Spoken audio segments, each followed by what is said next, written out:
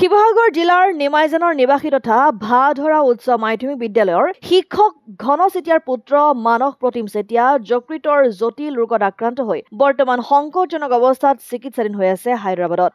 হায়দৰাবাদৰ এপলো হস্পিটেলত চিকিৎসা কৰি থকা মানসৰ লিভাৰ ট্ৰান্সপ্লেণ্টৰ বাবে চিকিৎসকে পৰামৰ্শ আগবঢ়োৱাত গভীৰ সমস্যাত পৰিছে শিক্ষক পিতৃ ঘন চেতিয়াৰ পৰিয়ালটো।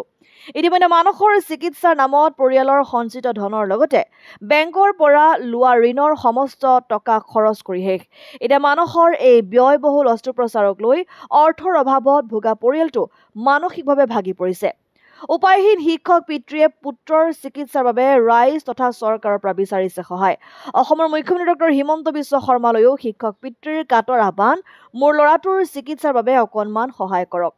এই বিপদৰ সময়ত আপোনাৰ মোৰ আমাৰ কিঞ্চিত সহায়ে অলপ হলেও সকাহ দিব মানস তথা তেওঁৰ পৰিয়ালটোক।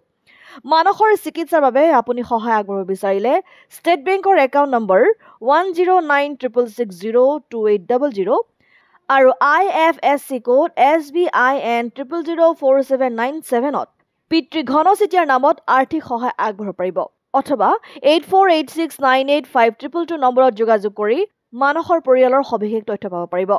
ল'ৰাটোৰ নাম হ'ল মানস প্ৰতিম চেতিয়া। তাৰ বয়স হৈছে 26 বছৰ। বৰ্তমান এতিয়া ডিগ্ৰী কৰি আছে। ডিগ্ৰী কমপ্লিট হোৱা নাই, ডিষ্টেঞ্চতে কৰিছে।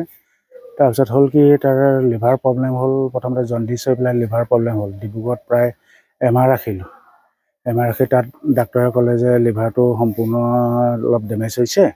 সম্পূৰ্ণ ডেমেজ হোৱাৰ কাৰণে আপোনালোকে পৰাপক্ষত হায়দৰাবাদলৈ লৈ যাওক। এতিয়া হায়দৰাবাদত প্ৰথমতে AIG নাৰ্ছিং হোমত ভৰ্তি কৰিলোঁ। তাত প্ৰায় মই 6-7 লাখ টকা ব্যয় কৰাৰ পিছতো ল'ৰাটো তাত নাপালোঁ। পইচা পাতিৰ অভাৱৰ কাৰণে ল'ৰাটো মই বাহিৰৰ আৰু এখন চিকিৎসালয়, তাতে ওচৰতে হায়দৰাবাদৰ ওচৰতে কি বুলি কয় এপলো বুলি কয়, তাত ভৰ্তি কৰিলোঁ। ভৰ্তি কৰাৰ পিছত যেতিয়া ডাক্তৰে তাক লিভাৰ চিৰচিছ বুলি কৈছে, লিভাৰ ট্ৰেন্সপ্লান্ট কৰিব লাগে বুলি ডাক্তৰে কৈছে। গতিকে লৈ ইমান ব্যয়বহুল এটা চিকিৎসা, মানে মোৰ আৰ্থিক ফালৰ পৰা একো নাই। যিখিনি আছিলে মই চব ডিব্ৰুগড়তে শেষ কৰি পেলাই মই ল'ৰাটো এতিয়া বচাবৰ কাৰণে ৰাইজক, অসমবাসী ৰাইজক বিনম্ৰ অনুৰোধ জনাইছোঁ। কোনে কি পাৰে 2 টকা দি ল'ৰাটো জীৱনটো উদ্ধাৰ কৰিবৰ কাৰণে মই বিনম্ৰ অনুৰোধ জনাই অসমবাসী ৰাইজক। সেয়ে আৰু ৰাইজলৈ মোৰ প্ৰাৰ্থনা।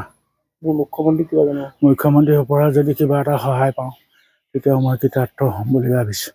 শিৱসাগৰৰ পৰা চৈয়দ মুস্তাকুৰ ৰহমানৰ ৰিপৰ্ট, অসম আদিত্য।